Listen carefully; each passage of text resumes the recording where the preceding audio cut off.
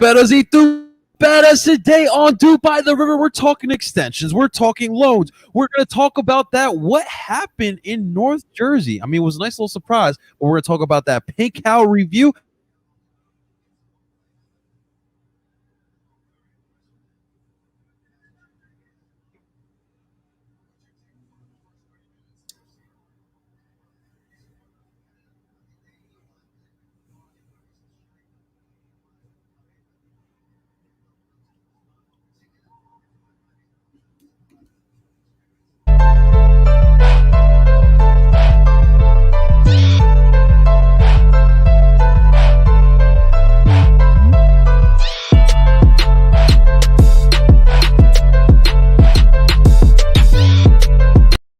And that is right. Welcome, everyone, to DOOP by the River, the show where we follow everything Philadelphia Union, brought to you by Philly Sports Network. That's how you start a show there. I was so confused. Let's be honest. So, hey, listen, it's not how you started, it's how you finish it here. And, of course, ladies and gentlemen, I go by the name of El Parcero Philly, the United of all things sports and culture. And, of course, I am joined by my co-host today, Mr. Justin, Philly's second most famous bald Freiberg. Justin, first off, welcome back. My man Justin was over in West Virginia. He was having himself a little blast over there up in West Virginia country. How you been, man? How was West Virginia? It was fun. I will say it. It is very beautiful country down there. I had a blast. The place we were staying at was phenomenal. It was with some of my closest friends. We were celebrating. We're celebrating our buddies getting married in a month. We're all on the wedding, so we were like, let's have a little fun down there. But of course, I watched my Union. Like bunch of us are soccer fans, and I was like, hey. I got Hulu TV. Pull it up down here. Let's watch some soccer. You know, I mean, come on, I'm watching soccer no matter where I am. Same, man, same. Yeah, I'm sure Paul, our good friend of the podcast, Paul Katrina's got some weird stories about me and soccer. So I 110% understand you. But speaking of which, Justin, you know very well I'm always dabbled into the sports culture here in Philadelphia and soccer for once. And I don't know how long our sport is actually being talked on in sports talk radio. And I just wanted to touch upon this real quick. Of course, everyone is talking about Tyrone Johnson lashing out on us Union fans this past week. Look, all I want to say is for once, both 97.5 and 94.1 WIP, all we're saying here in Unionville is you can change up these darn polls. If you want to fit your narrative that this is a 4-for-4 town, that's you. Obviously, that's 100% you. But you can always change up polls, and that's all we're saying. But Tyrone went on that little bit of a tangent he went on, and all I want to say is, guys, you know what? It was annoying, but Union Talk was on the radio this week. Okay, on 97.5 at least, they were on the radio. Shouts out! I really want to give a shout out to Connor Thomas, who works at 97.5 as well, putting out that article as well. Yes, it is a dark time right now in Philly sports. The Sixers just gave us an absolute pitiful end to that season. The Flyers were an absolute flop. You can believe the Phillies if you want to. I still have skepticisms. And of course, the Eagles are the biggest question mark of them all. But over here in Chester, you have a team that is secure, won a trophy. You got a MLS Coach of the Year, MLS Goalkeeper of the Year. You have an actual good team. You got kids that are playing in your own backyard. Justin, what a week, man. I'm not going to be as nice with this sugarcoating. We talked about this. You know what? Get him, Justin. Fuck this self-serving, bullshit narrative. All right. Listen, I know Tyrone's been a long-time fan of the team. That's why I love you, Dan. Listen, Ty's been a supporter of the team for years, and I'm not doubting that. Right. But to say that, a few maybe hours of coverage stands for 10 years of not saying anything for basic, listen, with these polls, okay, yeah, you only have 4 options. But are you telling me the Flyers win anytime soon? I'm a Flyers fan. Hell no. Same. The Phillies, forget about it. The Sixers choked their chance away. And the Eagles, I mean, shit, we sold our soul for that Super Bowl, let's be honest. Yeah, man. But the Union are the best team in Philadelphia. You like for all the soccer's not a real. I'm sorry. What other team has won a trophy in the last couple of years? Has players playing in better leagues? Because I listen. I love the MLS, but there are better No, leagues yeah. around the world, and Being- who players playing for this national team. I'm sorry. Are NFL players playing in the Olympics or in a tournament? No, but yet we have Brendan Aronson and Mark McKenzie. Justin, you know what the best part is when they win the Super Bowl, they're like world champions, Like New England Patriots, you're the world only champions. country you're the only country that plays the sport. And like it's this self-serving, radio narrative BS, which is why listen, I did sports radio in college, and don't get me wrong, it was fun. I had a blast, but it just I understood how toxic it can be, and it was like once I got out of college, it was like, you know what, I had my fun, I did it, but you know what, no, I'm good. I'm good. I stay out of it. Like, Right. at least with with us doing this podcast, like I can still obviously express my opinions, and I'm not Yeah. trying to troll everybody and trying to start like a narrative. Like, I'm saying my honest opinions here, and I don't claim to be anything else that I'm not. Like, I'm not putting on airs here. What you see here is what you get, and say shouts to Heather there. Yeah. Noticing my jersey. That's right. That's Really the fresh. Really fresh Yes. Black Lives Matter jersey. Yes. This shit is fresh thanks to Icarus, and it Always. supported it supported the Kensington Soccer Club. Straight up, this jersey is fresh. I'm not gonna lie, I love it. And That's pretty Icarus, fresh, bro. I mean, Robbie just hits it without fail. Hits it out of the park every time. Justin's Philly as they come. He's wearing the Philly Fresh, a Philly company in Icarus, of course. But to your point, I think what frustrates the most for me, Justin, is when you go outside this country, soccer is literally everything in majority of these countries outside of the United States. And then when you come here, like, it's people actually put it down, which makes no sense to me. But another thing too, Justin, we go outside markets in the United States. There are markets in the United States that are actually supporting their MLS clubs. I mean, look what's going on in Atlanta. Nashville's stepping it up big time over this past year, I would say. Well, Atlanta's burning down right now. Yeah. With all this Heinze. Let me tell you, with all this Heinze freezing out, what is it with coaches freezing out strikers? Like, listen, if Atlanta doesn't want him, I'll trade him away. They're revolting, bro. They're revolting. Is Andrew Wooten still in the books? We'll trade. Oh, dude. We'll trade him. Oh, wait. Will they take Joe Bendick? I'll trade Joe Bendick. They could use another average goalie. Pretty much. But yes, soccer is a thing very much so here in Philadelphia. So let's talk about this team that we have here in Philadelphia, right? So we had some news. We had actually a lot of news going on. It's been a while since we've seen this team. Obviously, last Thursday is the last time. A week ago to today was the last time we saw the Philadelphia Union. We'll get to who they're going to play this upcoming weekend. But we had some big news this past week. So we'll go in chronological order here. So first off, the Union gave extensions. So they gave one of two extensions. First off was Ernst Tanner, our sporting director, GM, whatever you want to call him in that capacity. He's in charge of building this roster, the squad up for Jim Curtin and the Philadelphia Union. Well, he was extended through 2024.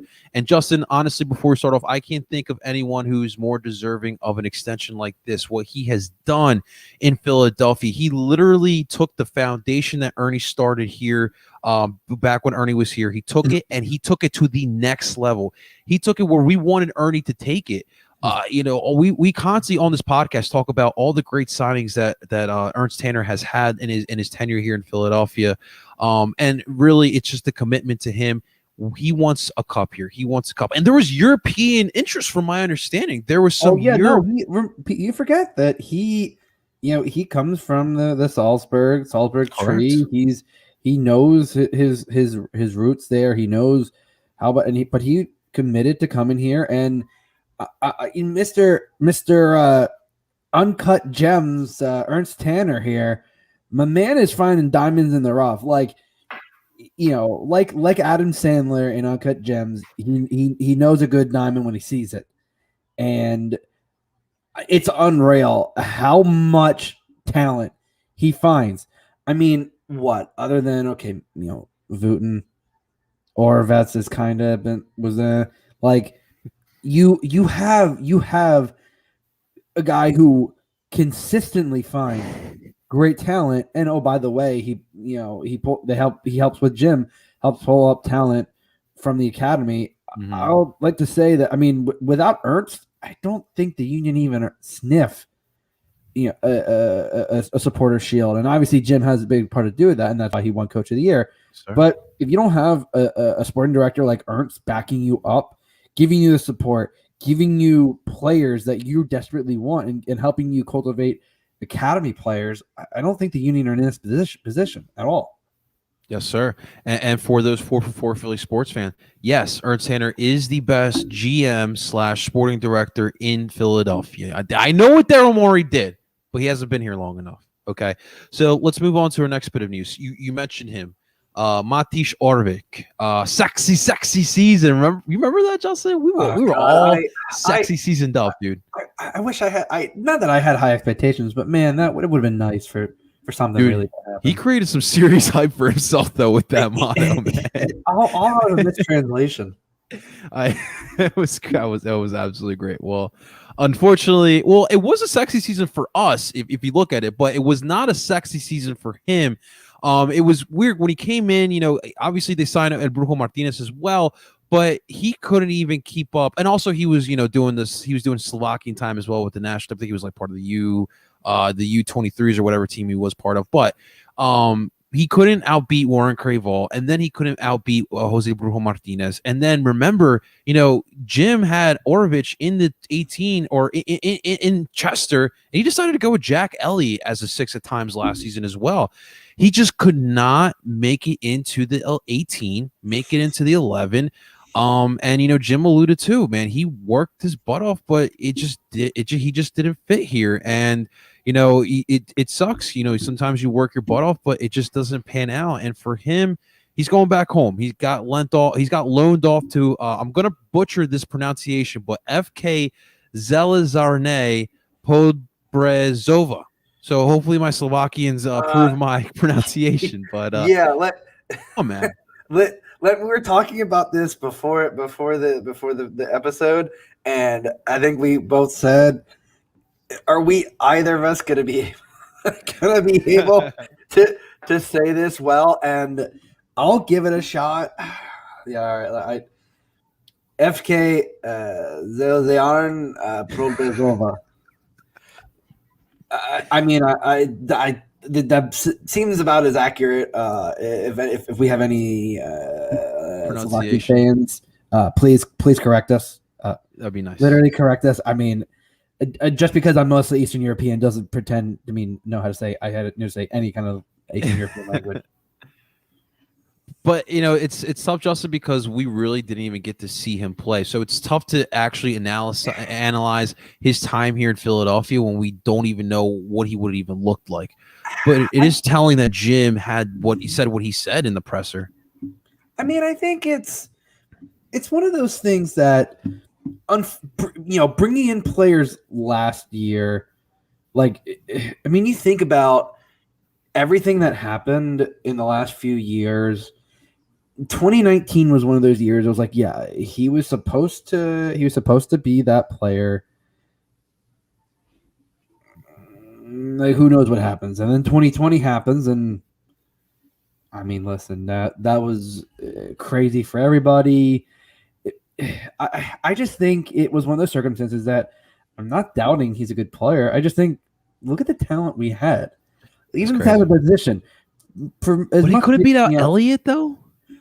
But you forget that Jack Elliott is a natural CDM. Just because he's playing center back, I think he's a little too slow to play CDM.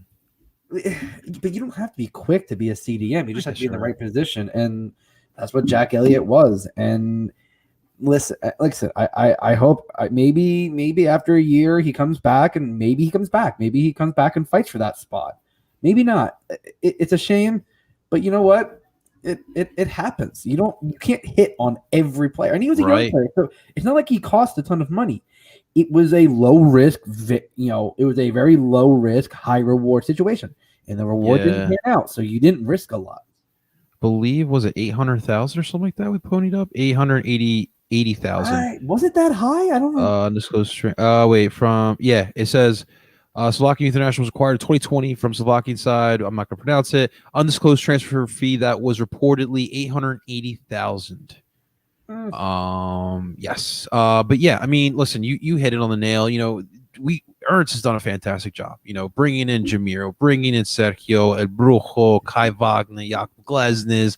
We'll see what Gazdak has here as well. Leon Flack. I mean, dude, I'm team MVP. Honestly, I know it's about goal. Dude, I think he is becoming the best signing in the MLS offseason overall. Heck, I might get a Leon. I might get a Leon jersey. I think you should. I mean, listen. As I say, if you know what, if I'm gonna put out a challenge to our listeners here. If we can get Johnny, what's an average viewership on an episode on your YouTube channel? On the YouTube channel, I think average we could do like 20 is the average on the YouTube channel. Because I want to make it where it's attainable, but it's not. If we can get, I think 50 is attainable. I'm going to push it even farther. If we can get 75. Okay, you heard that here, guys. 75 views on this episode. Once this episode ends, you get 75 views on here. I will put the receipts. I will buy a Leon Flock jersey. Okay, here. This is what I will do. I like where your head is at. I'll do one better. If we get that, you buy yours, I'll buy one, and I will actually give this one away to a lucky listener. So I'm gonna actually snap. You hear that, people? I'm gonna actually put that in here. We are putting our money where our mouth is. Absolutely, man. We listen. We know y'all can do it. So hey, you know me. I ain't afraid of buying another soccer jersey. I know we know this. We know this man needs a whole other apartment for his soccer. Hey, listen, that's the nice thing about having a decent sized closet in this apartment here. Plenty of room for jerseys. I like that. Well, hey, but to the Orvich point, last point here. You know what? If he comes back, I'm sure Cincinnati is willing to buy him from us. So there's always that option. We'll sell him to Cincinnati for $20 million. So they'll cough it up. Yeah, they'll overpay for a guy like Matisz Orvik. I could totally see that happening. But the last bit of Union news that we got, of course, has to do with one of our players. Good news. The Jamaican Wall, the one third part of the Union Reggae Boys, the part-time captain, I guess we could say, Andre Blake. He got the Jamaican Dream Machine. Yes, I like that. He got rewarded. He got a contract extension with Philadelphia Union that is going to go through 2024. There will be an option for 2025 going forward. Justin, I can't think of anyone who deserves this more than Andre Blake. Now, there's been a lot of talk with Union fans, and even for myself on TikTok when I put this news out there, a lot of people are like, well, he needs to go to Europe now because he's getting older. And I'm at the point now, like, do I need to see Andre Blake in Europe? Like, I have no problems with seeing Andre Blake being a Union lifer. Like, that would be absolutely sick to see. And absolutely, because I do believe, Justin, that we'll get to a point where these MLS players will be making more money, and those lifers, you might not see those coming every so often. But what I want from you.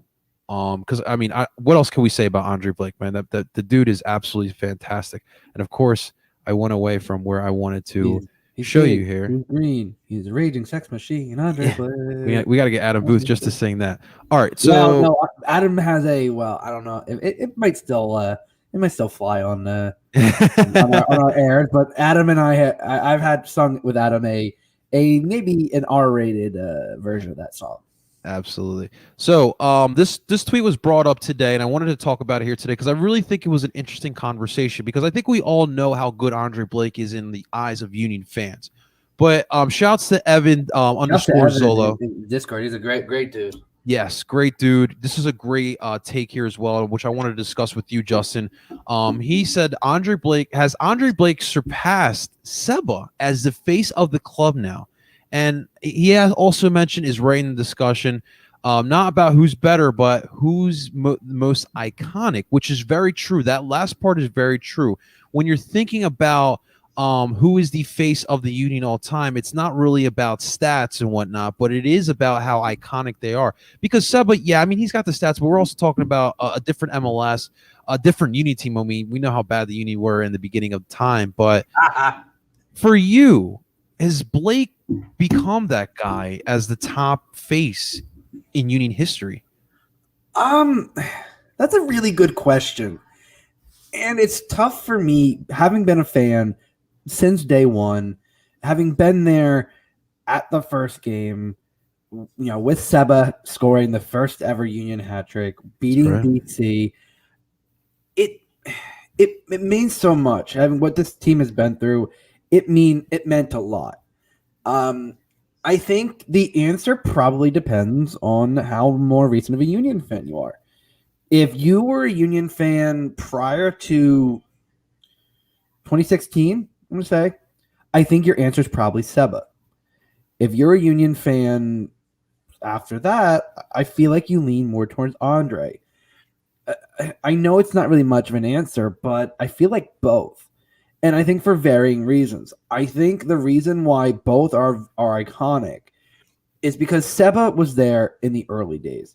Listen, we had him on. We've all heard. He told us the stories. He's told us. Listen, getting kicked out Chester of a park High School or whatever Chester for a summer camp, like not having great for training. Like, listen, he's told us those stories. It's great. It happens. Like but he meant a lot. He's right now the only person in the Ring of Honor. Obviously, he's an iconic figure. Right. And what he did, everyone, who is a Union fan will obviously never forget and always appreciates. But I think Andre is, ushers in that era of that's when Jim took over. That's when Ernie came in. That's when Ernst came in. I think Andre is one of the faces of what changed for this team. Right. When this team really became what it is now. And I think both can be iconic. I don't think one is more iconic than the other. Obviously, Seba is the all-time leading goal scorer, and by the time Andre's done, he's going to be number one in all the goalkeeping stats. In fact, I think he's basically almost at that point now. Yeah, man. And listen, both are highly regarded in their own rights, and I think both are going to be. I think Andre's going to be in the Wall of Fame when his career's up. A lot of names after this era. I firmly believe that. I mean, you talk about Ray, maybe talk about Ali. Like, there's a lot of names that could be put on the wall. But I think Andre is one of the easiest first names that comes up because, listen, 2-time goalie of the year, Supporter Shield winning, goalie. Like, when you think of iconic goalies, people say, "Oh, he's in MLS. He's not good." There are a lot of goalies that have spent a good career, like in MLS, and some of the most iconic ones, are some of the best in this league. And you know what? Like, I don't think he has to prove himself. He's already proved himself, and he's been great on the international stage. So, Jamaica's been getting better and better. And I think Andre's been one of the leading faces. They're in the top 50 now. Exactly. Like, I think, having a solid goalie can help. And I think, what? Yeah, we said for years we relied on Andre Blake way more often than we should have. Right. But you know what? Part. I think it made me appreciate him that much more. And Andre Blake is always going to be the top goalie. For me in Union history, just like Seba is going to be the top goal scorer. Yeah, man. In Union history, like, I think both can be the same, and I think both are iconic, obviously for their varying reasons. Right. I'll make this point quick because we still got to talk about Red Bull. I will say that for me, Andre, spectacular. But when I think about faces of a club, I don't usually think about a goalkeeper. Like I was even thinking about, so to me, like when I think about legendary goalkeepers, I think of Gigi Buffon, right? But when I think of Juventus, I don't think of Gigi Buffon first. I think of guys like Del Piero or even Pirlo before I think of Gigi Buffon. So I think it's just tough for a goalkeeper to be the face of a team. Honestly, when I think it's all said and done, I think Ali is going to be a bigger face than Seba or Andre Blake, especially if we win an MLS Cup. Ali's the captain. We already know what Ali's done for this club as well. I think he's going to be a bigger face to this team. But like Justin said, nothing takes away what Andre Blake has done. There will never ever be a better goalkeeper. I don't care what happens in the future. There will not be a better goalkeeper than Andre Blake did. He's laid the foundation truly for this team. But Justin, let's get to it, man, because North Jersey, man, ugly, disgusting night. Raining. It was drizzling a little bit. It was a sloppy. It was Red Bull and it was Union. You got everything you bargained for. It finished in a 1-1 draw. It was absolutely wild. Now I was right. I didn't think we were gonna win. Matt literally texted me after the game and goes, "Wow, you were right." And I go, I mean, it's a Union Red Bull. I could have said the same thing about Union DC. Yeah, pretty much. And the first half, I will say, I did not feel confident. Last night's and shouts to the RFK Refuge. We were talking to those guys last night on their podcast. And Zach brought up a really great point, and I kind of forgot after the live stream. We were not crisp on passing the ball, moving the ball up and down the pitch. We were not crisp. Between Jamiro and Brujo, they had so many turnovers just by not handling the ball, not being able to handle a pass. Second half, of course, the game kind of turned over when Jakob Glesnes with a bad pass back to Matt Freeze and Freezy, which we talked about before, going through a hell of a week essentially. He was forced to foul Carmona, and he got the red card. Union go down 10 men, and then Red Bull get the PK, and I'm blanking on his name, the Polish guy. Is it Kilana? Or something like that, yeah. The Polish guy, the Red Bull and the Polish guy. I'm blanking on his name. We'll do with the blonde hair. Yes, he hits the PK, and then at that point, I'm like, we're down 10 men. There's no way we're winning. It's still like a drizzly night. There's no way we're winning. But then Sergio Santos Gomes comes in the game, and the game completely changes. And of course, in Mbaizo with John Tolkien out in the game, which Tolkien really had a great match, I will say. I thought he was, if he didn't get hurt and didn't have the strong second half like he did in the first, I really felt like he would have been the man of the match. But Mbaizo took advantage of it. Beautiful cross, perfect cross. And I don't know what the term is in soccer, but Sergio mossed John Edwards, and he hit the ball perfectly. Oh no, that works. I think that works. Right? He essentially mossed them. And the Union were able to walk away with a point. And Justin, we also got another great Jim Curtin celebration. It was absolutely spectacular. But man, what do you take away from this match, dude? One, that it was sloppy. I don't take away a lot because it was raining. It was ugly. Those kind of, like, I saw the same thing at Chicago. It was soggy. It was wet. It was ugly. That's what happens. What I did see in the first half, because the second half I was kind of in and out. What I saw in the first half was, man, once Gazdag, Jamiro, and Casper get on the same page, watch out, because they are so close. I saw Gazdag and Casper do some beautiful plays together, and Jamiro was just off on passing, or the cross would come in and just miss Gazdag. Like, they're there. They are close. I can feel it. It is just going to take a little more time, but I think there's no reason why this team can't really gel together. And I think once everyone's back, I think Gazdag will be a key contributor down the stretch. And I think when you have a fully fit team, watch out. Like, I think this team could be dangerous. And it's just like, listen, you forget he's been here. He was here for one game, left for basically a few weeks, and got a slight injury, nothing serious. Came back, played, sat a few games and played. And like it's been a kind of a stop start for him, but nothing that I've heard from Jim indicates that he isn't working his ass off, and it seems like he's getting along with everything pretty well. It seems like he's starting to play pretty well. It's eventually going to come. Like I have that feeling more than I had with Wooten, because Wooten obviously never really got off the ground at all, and it was just ugly, and it's a whole thing. But with Gazdag, it feels like he's there. It's just meshing with his teammates more, and that takes time. It's not an instantaneous thing. Yeah, no, you're 100% right. I think that this attack is just lacking that chemistry right now, and it's kind of affecting everything else. Man, this compact midfield was the talk of the Union over the past year and a half.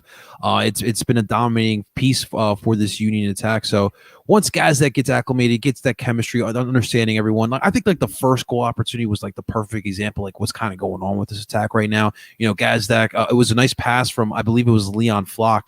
Gazdak gets wide open, but it was a tough shot. But he had Jamiro lurking wide open. If you would have just chipped that over to Jamiro would have just buried that bad boy. But that's my point. Once these guys, once Gazdak understands Jamiro and understands like how he likes to move into those spaces, man, it's going to be clutch. I do believe Gazdak is going to be as advertised. But man, listen, the Union need to get out of this slump a little bit. I understand that. I'm not worried because we are still not that far into this season, right? So this 3-game winless streak, it's going to be okay. I do want to see the Union try to figure out how to kind of, neutralize these teams who are doing these 3 and 5 back sets to try to, throw off this compact midfield. But I think we will be okay, and a lot of lessons learned against the Red Bull. But anytime you can go up into North Jersey, a rivalry type of setting, ugly night, down a man, and to what Craze reset up here. Craze, as we spoke last week, Matt Freeze, who got the red card, he had his father pass away 2 days prior. So right off the bat, there was a lot on this guy's head. And, that was a tough spot to put anyone in, let alone Matt Freeze. And Matt, just made a mistake. It was a mistake, and luckily it wasn't too costly. And I'm excited to see Matt Freeze get back out there. And we'll see. It'll be a minute before we see him out there, but I'm sure he'll be okay for sure. But Justin, we're done with Red Bull, and now we move to I-95 South.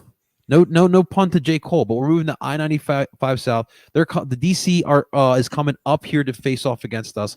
And of course, ladies and gentlemen, to preview this DC United match, we get you only the best guests here on DOOP by the River. So please, ladies and gentlemen, I'm so excited for this one. Please welcome Between Clean Sheets, a.k.a. Cheyenne. Cheyenne, what's going on?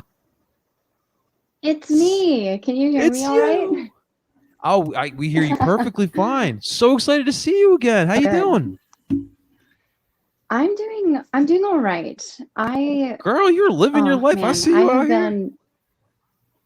I know I've been busy. Well, and for those who aren't familiar with my most recent travels, I went to Columbus for the opening of their brand new stadium. Sick. And missed the 7-1 victory in DC. So I had all these people text me like, "Oh my gosh, this is so awesome!" I'm like, "I'm not watching. Shut up.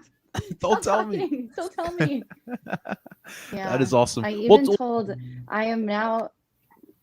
Oh, sorry. Go right ahead. No. Go ahead. What was the story there?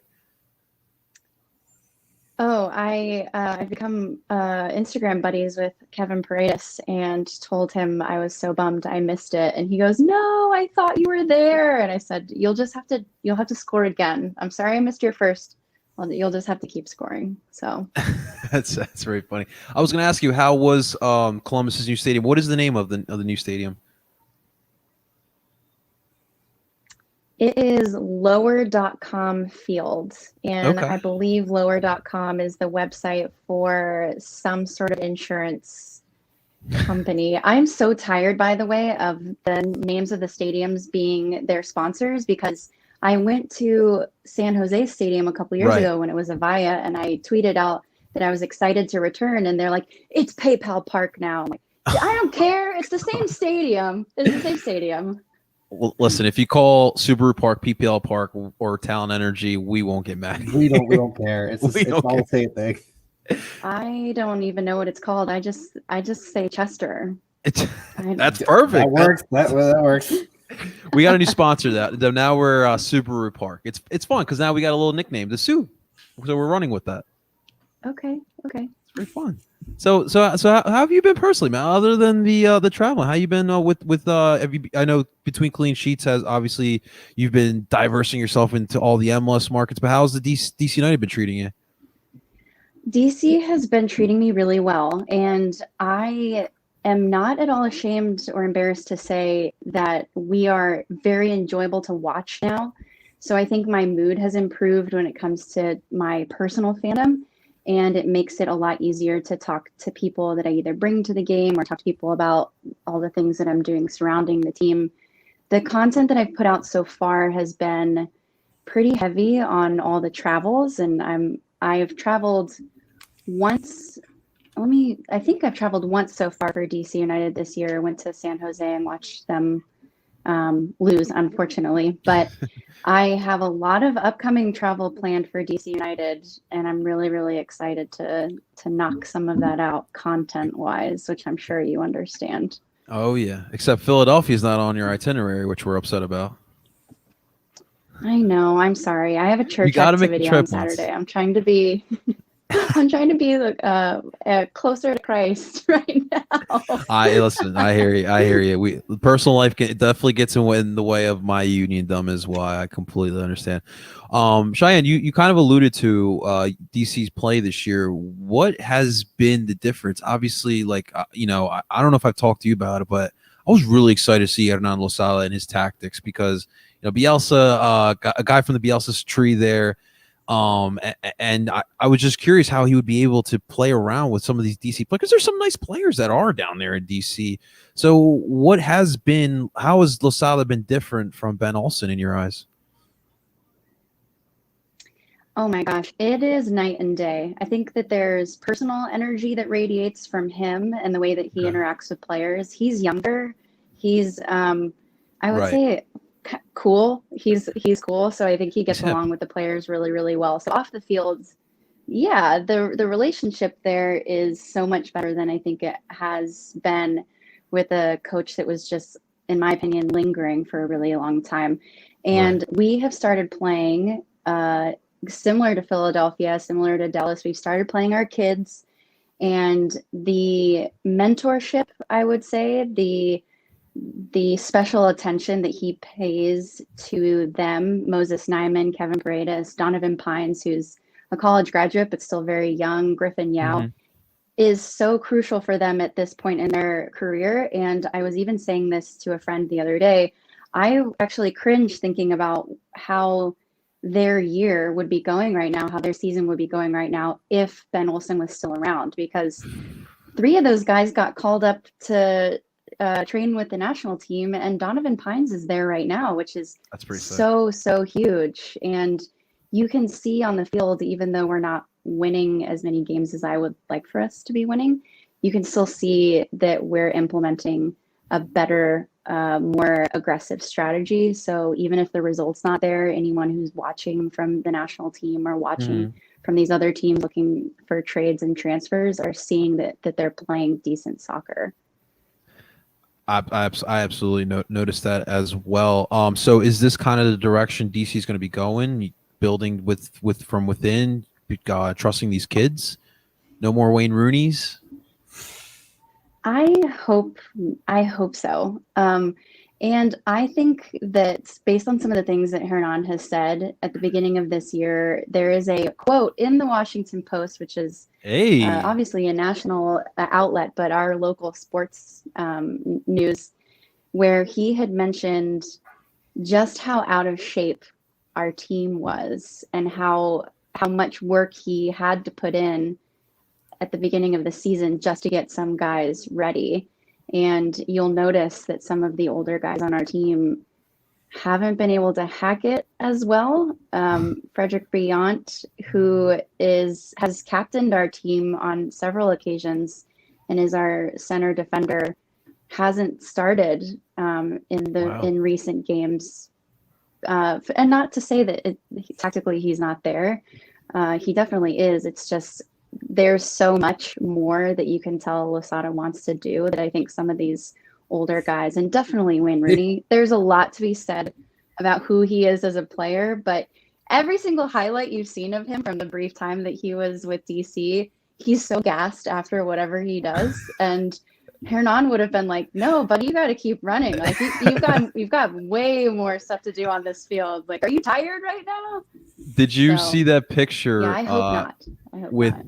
with Wayne Rooney, and then another picture of Cristiano Ronaldo. Wayne is like 36 and Ronaldo is like 35, and just how much older Rooney looks. He looks like he's in his like.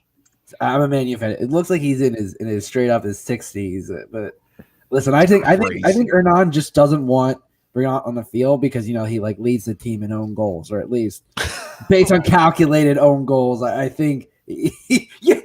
You're not. Philly's scored some good own goals this year. So. Oh yeah, no. Yeah, I don't know what's going on with that.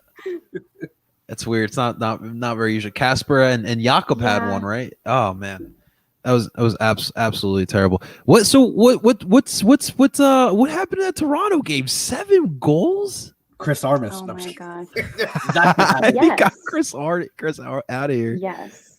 So wait, didn't Chris Armas play for DC? He might. Honestly, he might have. That's a good question. I could definitely Google very easily. However, I will say he was actually rumored to be interviewing for the job at DC.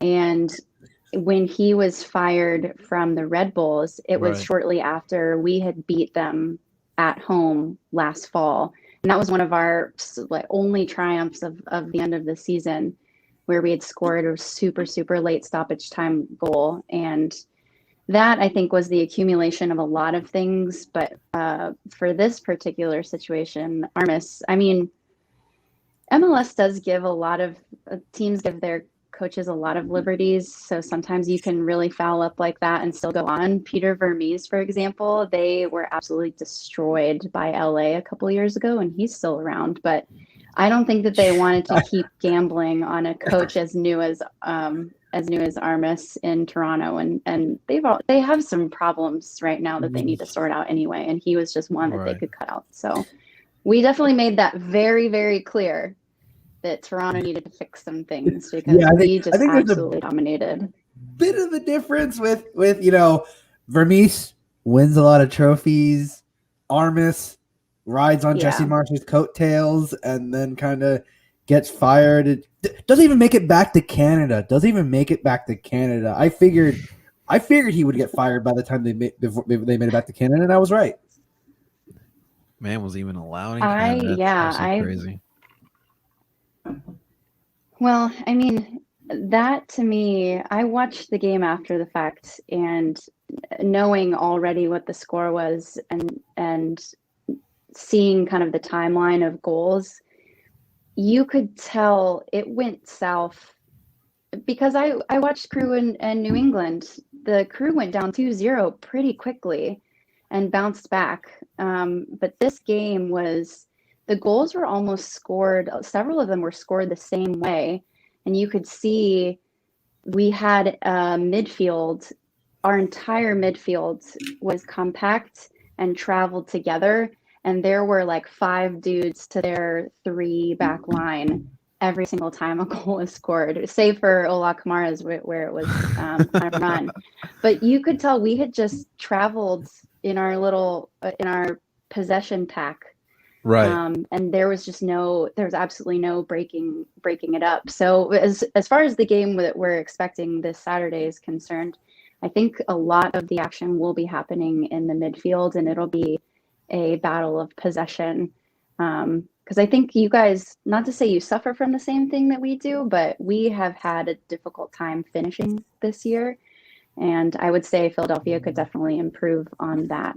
You're Shine, not you don't have to be As polite well. here. You can be No, honest. she ain't wrong. She ain't wrong. Tell you that much. So we Yeah. actually kind of talked about it before you came on. Right now there's like a lack of chemistry going on. We just signed our DP Daniel Gazdak. Taking a while for him to get acclimated to the MLS, get acclimated with the guys that are on this team right now. So that's kind of what the issues is with finishing, I would say, with this team. But I'm really intrigued of how this match is going to go, because the first time we guys met with you guys start off quick. You guys wanted to attack, and then eventually, you guys kind of fell into our trap. Do you think DC is going to play like that again, or are you guys going to, maybe take away what happened in that first match and try to do some adjustments in this match on Saturday? I think we've changed a lot since May, I believe, was the last time we played you guys. I think so. We do not tire. Yeah, we do not tire out as quickly as it seemed like we did in that game.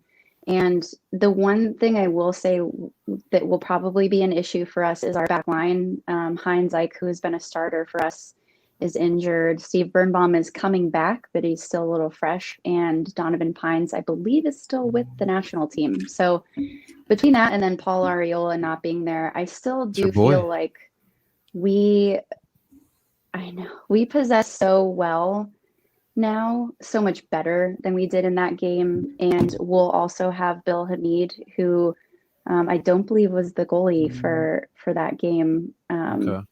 The last time that we played you guys. So, but the stats that have come out as of late for our team have been really, really great. MLS said that Russell Knaus has covered the most ground of anyone in MLS. Julian Gressel's in like the top 10 of key passes, as they say. And as a winger? Is he playing winger? Yeah. It's crazy. Yes, he's a little bit more central now. I think with Andy Nahar and then Kevin Paredes. But I will say that all of those things that aren't goals, aren't assists, and aren't final results, the numbers behind the scenes, I guess you could say, the things that nerds and people doing analysis get excited over are things that are really crushing it. Hey-o. Right here, this guy. Shy, I was let going me to say, ask you. another bald man into soccer in this country. Tell Matt Doyle to watch out. Matt Doyle stealing my spot. Shy, let me ask you something, because Andy Nahar, right? So I remember growing up watching MLS, and Andy Nahar was just running up and down wide for DC. If I would have told you in that era that Andy would come back a decade later or so to play center back, like, what would have you said? I think because of the high press and a super aggressive attacking system, and the fact that we crash the box a lot, it actually doesn't seem as crazy. Okay. But if you had told me in any other system or going into the season that that's what we were going to have at one point, I would have thought, who's injured? Like, or who are we missing? Like, did we run out of money? What's our problem here? I would just assume it was like a stopgap or like a plug to a sinking ship. Like, that's what I would have assumed. So That's crazy. Yeah, I mean, he's playing really well at that position. It's definitely cool to see. All right, let's get to it, yeah, Cheyenne. I am enjoying the game. Yes. Let's get to this match here. So, what do you see happening on Saturday between both these clubs? I see us with the confidence of having just destroyed Toronto. I see us performing better, but I still feel it will be close. Now, someone looking at how things have gone for us and y'all this season, like a FanDuel BetMGM type analysis, would expect Philly to win. I don't think that either of these teams will walk away with 3 points. I think there will be a tie, and I think goals will be scored. I could see it being a 1-1 or a 2-2 game if I had to guess. Okay. Very nice. Justin, so I want to ask you because we are in a little bit of car trouble here. No Matt Freeze is expected. No Jamiro Montero expected. We already talked about Fontana still being concussion protocol. I mean, I don't know when DeVries is ever going to come out of concussion protocol. We're a little bit tight there. What do you see the lineup? Because I'm really curious what you think the lineup will be for this match here, especially in the midfield and the up top. I mean, yeah, I hate to say it. Joe Bendick's going to be in net. God, Don't give us a Bendick face. That sentence fills me with so much dread. Like, is Greg Ranjit Singh not available? Like, there's a reason we have a fourth goalie now for whatever. Joe Bendick doesn't really concern me as much. Your back four is staying the same. Let's be honest. I mean, your back four has not been a problem. In fact, you haven't given up many goals. So I'd say your back four is not really an issue. I mean, Kai and Bizo down the wings are still pretty good. And Jack and Jakob, for two tall guys, actually cover a decent amount of distance. And, Jack kind of being that Mark type of center back where he's doing a lot more of the sweeping up, where Jakob just can feel free to kind of have his passing range and kind of stand up and be a bit more of a physical presence and harass all the forwards, because I mean, who isn't intimidated by 6'5", 6'6" Norwegian center back? I mean, the man is physically imposing, let's be honest. Mm-hmm. Now for the midfield, listen, given the injuries, I mean, I was going to initially, we talked about it yesterday with John on the RFK Refugees podcast. I think given all the injuries, I think El Brujo is going to be your sixth. There's no question about that. Ali on the right, because if Ali's available, he's playing. Like, Ali literally, I think he must have something over Jim, because you can't take him off the field. And also, he's played well enough. You can't really argue against it. My personal, I think right now the signing of the offseason, Leon Flock is going to be on the left shoulder position, and he's excelled at that. He's excelled when he has to cover for the six. Honestly, for a 20-year-old, for a very minimal fee coming from St. Pauli, for a kid who has a lot of promise and is starting to show, like, maybe he just needed to actually see the field, and he was getting time for St. Pauli, but wasn't as much as he could have. Given all the injuries, I think Gazdag is up top of the 10.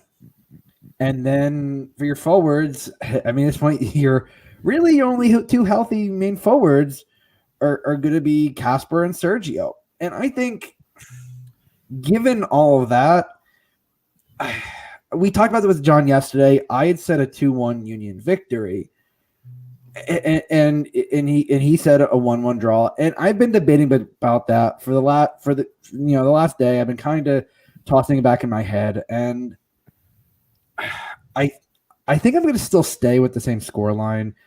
It's a very tight. I could honestly say 1-1, and I could easily see that. But like it's one of those, like, I'm letting my slight bias show, but I just think that when the Union are at home, over the last few years, the Union have played better at home.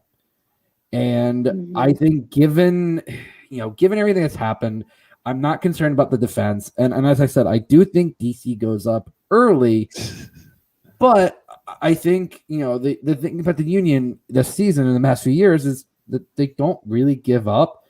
Come on, against the Red Bulls, they easily could have given up after being down a man in the rain, being down a goal, and they pull Sergio's goal, pulls out of nowhere.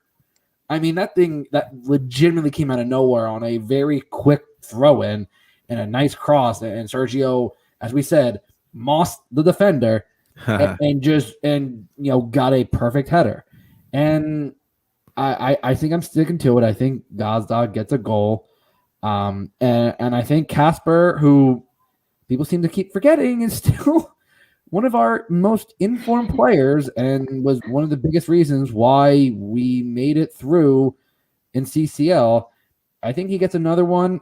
Like I said, I could be totally wrong. I was for the first question is, I was actually right the last score prediction, so God willing, I hope I'm right on this prediction because I'm never right on this stuff. But it's a Union DC game. Like, Cheyenne just got called out, guys. oh snap! Jared too. That's serious business. Oh, that's a capo calling out. Jared, That's one of our I Wait, was it will- Jared at I the will Columbus match too? provide. Yeah, Jared was there. Hey, love Jared. Jared, we love you, And he buddy. We didn't love say hey. you. He said, "Real question."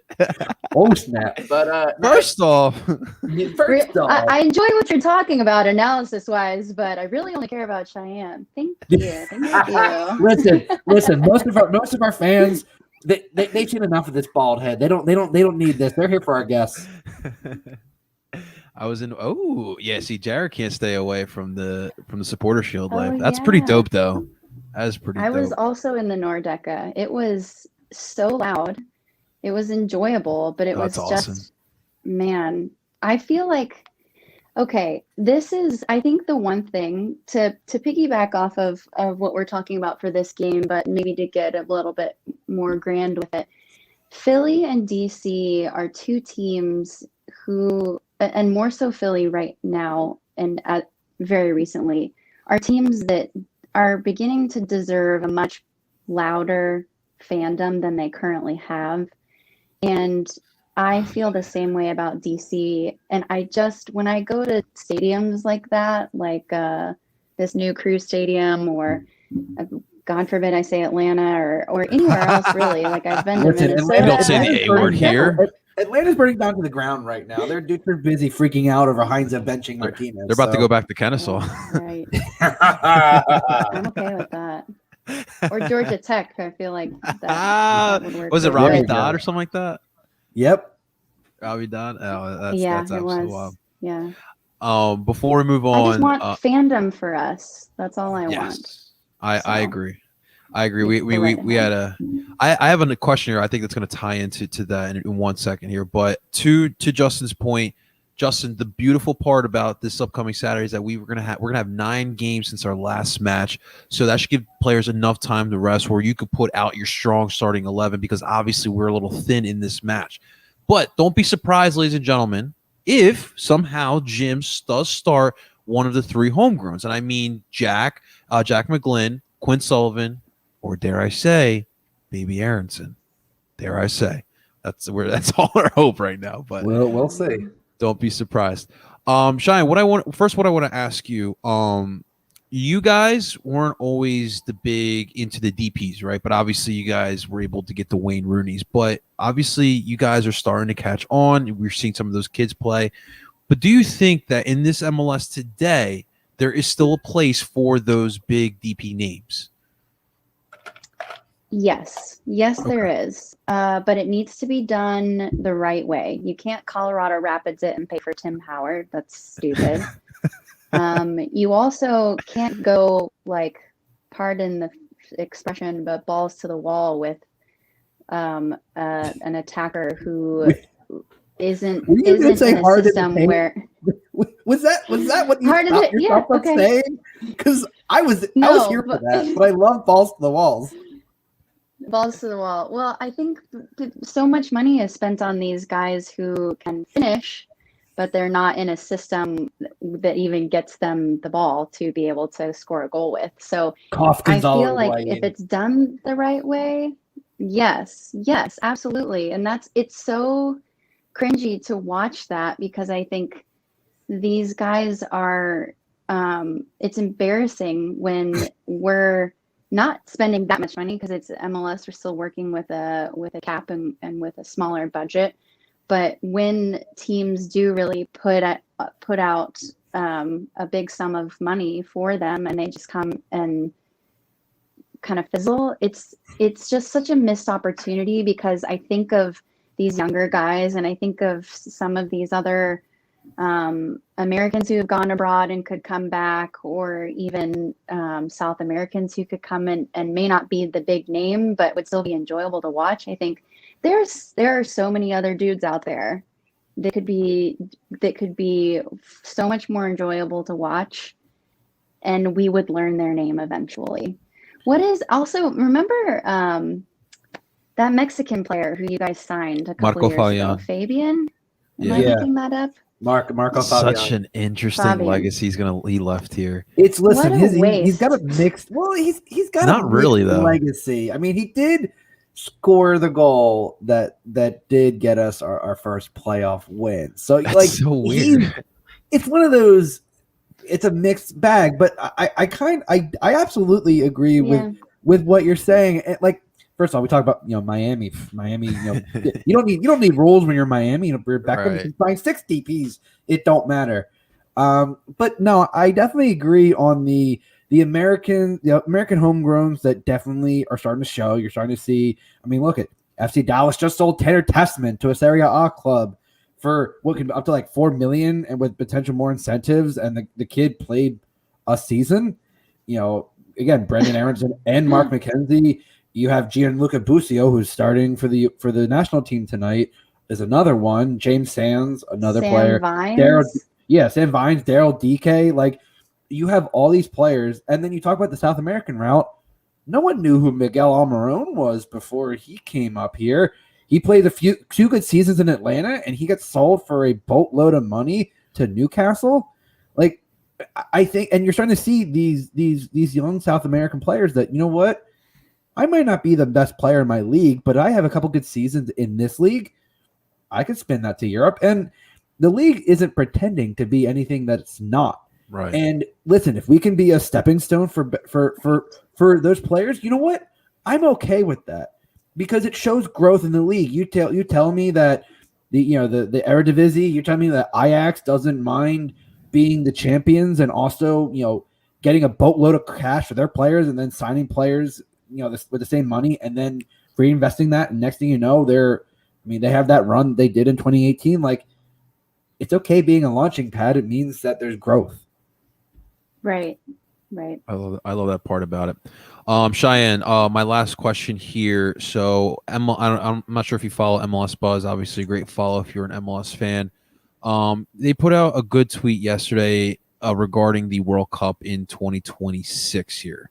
So as of right now, if it stays packed, there are 17 cities up for grabs for a World Cup host.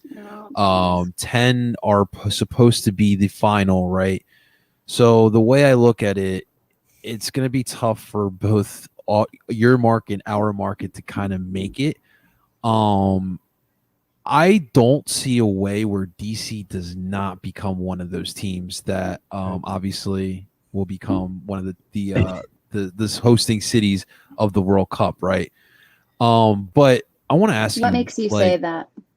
Because the way FIFA looks at capitals, I think it's weird because, look, here in America, I feel like most people feel like if you're outside of the United States and you look at the United States, you think like New York or LA is the capital, but DC is actually our capital. But the way FIFA looks at capitals around the world, they think it's the biggest city. Unfortunately, here in America, it's not really that case. That's where I want to. It never is. I know. Johnny, I don't know if you truly what FIFA's guidelines are for this, because I mean one of the biggest things they look at is logistics, and between the two cities, logistically, Philly but Philly has the transportation. They have it's right near the airport. You have a ton of hotels. You have plenty of access into that area. You have a stadium that is absolutely going to have capacity. I mean, there's a minimum capacity, and I just don't think I think when it comes to it, I think Philly also has way more history than and I understand capitals, but I think it varies depending on the on the thing. I mean, you tell me that that when they played the Europe final in Azerbaijan, that they're thinking of like it's one, it's about money, but two, I think it's just there's a lot of logistics that make. Let's do it like this. I'll name the city. You tell me if they should be a host city or not. Boston. No. Boston, I say yes. See, I say yes too. Can I tell you why I say no? Yes, please. Actually, so think about this corridor from Boston to DC. It's actually, I think you guys are thinking of, well, they're so close. So, if you have to eliminate one of them, who would you eliminate? I think the fact that they are all in close proximity to each other makes it actually a very valuable Okay. cluster of I'd agree- cities I'd because agree. travel between them is easy for teams. And Amtrak is actually perfect for fans to Yeah. travel there as well. And arguably, literally, the only part of the country that I would travel on Amtrak in is that Northeast corridor. But Okay. if I had to eliminate one or the other, so Boston, you've got Boston, New York, Philly, DC. They're not going to pick all four. Oh, I Baltimore and DC like combined. No, and it's not combined. I'm Baltimore. sorry. I would take Baltimore No, out then. not combined. No, take Poor Baltimore and Boston out. Yeah, the problem is, okay, so what the things that DC has going for it, my heart tells me DC should not be selected, but at the same time, That's crazy. logistically, I think that they will be. We have an more of an international city than That's true. Boston and Philadelphia combined. So you've got every embassy and consulate. We have a huge international airport where those countries are accustomed to flying in and out of. I think the one thing we don't really have going for us right now is FedEx Field. That's what I was gonna say. Yes. That is a dump. Okay. Place is a dump. It's so gross. So Yeah, all the things, here's the thing though, all the things that Philly has going for it sports wise, like the capacity to host at the Eagles Stadium. Like, yeah. I think that, yes, Lincoln Field. She's actually behind me now. Is it? Oh, I was like, where are you, outside? I'm outside the link, guys. Hey, I've seen your content. You do hang out up like near there sometimes. No, I think that DC has enough going for it and is a good complement to Philly that I think that both will be selected. But they will definitely skip right over Baltimore. And I actually, interestingly enough, have some friends in the soccer industry who previously worked for Philly's Academy and have worked with Richie Graham from Philly a lot. Nice. And had been in the preliminary stage of helping them with their proposal for this particular thing, their host proposal. Because for those unfamiliar, I work and have worked on campaigns, and campaigns are a very, very comprehensive project to get one particular individual elected to office at any level. And this particular campaign is very similar. It's the comms, the data, the like voter outreach, so to speak, getting the community involved, et cetera. So I had actually been in some interesting conversations about what Philadelphia had to offer, and I saw what they were attempting and was more impressed with it than what DC had at that point, and I think has so far. But we do get the benefit, to your point, of being a capital city, but we also are just a hugely international city, and I see the benefit of both of them being involved, if that makes sense. So I agree with what you're saying. So here are the 10 that I kind of see becoming the cities. So I believe New York, Philly, DC, Atlanta, as much as I don't want to say Atlanta, Miami, Dallas, KC, Denver, LA, Seattle. And it's tough because there's a good stadium out in San Francisco that I think can host a World Cup game. Actually hosted the Copa America, the bicentennial tournament when you had like the CONCACAF and the CONMEBOL games. I think Colombia played U.S. in that Levi Stadium, which it'd be tough to leave them out. But I think that those would be the 10 cities. Could be the 10 cities.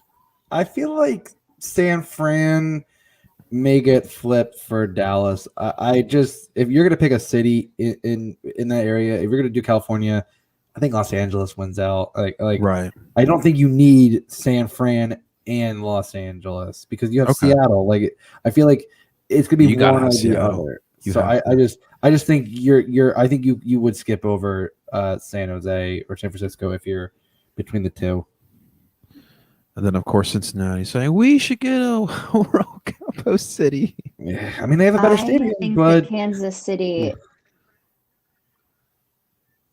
I think Kansas City is out.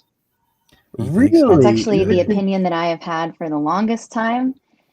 I lived in Kansas City in 2017, 2018, and their airport, while it is being worked on, is so abysmal right now. And even with the changes that they're making to it, there is no public transportation there, and there is no connection. And there is just the infrastructure, the legitimate logistical infrastructure. I don't care how many photos they post of themselves at the freaking like Sports Live, whatever downtown thing that they have. I don't care how many people showed up to an outdoor watch party. I don't think that they have what it takes, and no one's gonna stop in the middle of the country to do that. How did Chicago not make the list? they backed out themselves. They didn't bid. Yeah. Well, they chose not to they bid. backed out because FIFA was because basically Chicago was going to have to take on most of the costs, and they said no, we're not doing that. So Chicago backed out. They didn't get cut, but it did help trim the list. That is pretty crazy. So obviously we still got some time to think about that. That's the thing you have to think about. Yeah, 100% there. Sorry, Listen, yes.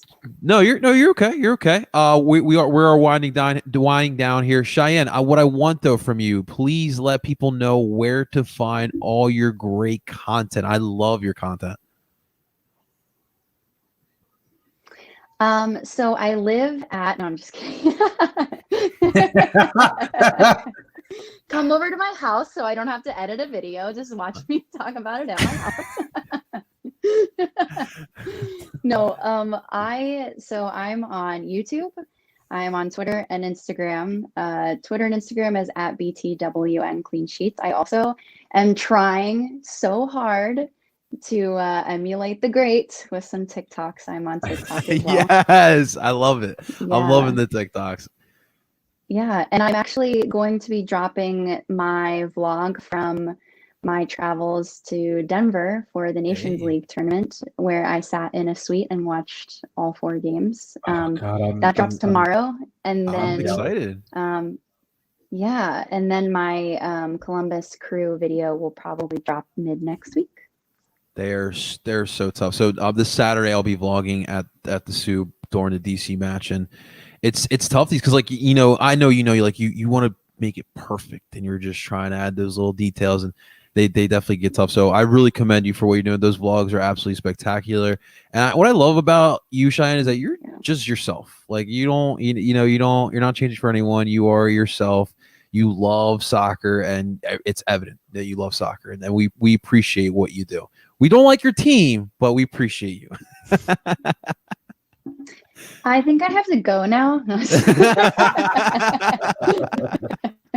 Well, on that note, I think I have ladies to and get the heck out of here. On that note, ladies and gentlemen, that is Oh, going to be geez. another episode of DOOP by the River. Seriously, thank you so much again to Between Clean Sheets, aka Cheyenne. Ladies and gentlemen, do not forget to like the live and subscribe to El Parcero Phillies YouTube channel, as we put all of the live portions of DOOP by the River on there. And as well, don't miss DOOP by the River, wherever you stream podcasts. This will be up there from Apple, Google, Spotify, and of course it'll be on PSN Radio as well. Ladies and gentlemen, that is Between Clean Sheets, and that is Justin Philly's second most famous bald guy, Friedberg. I go by the name of Ed Parcero Philly. We're telling you guys to dupe on. We'll talk to you guys next week.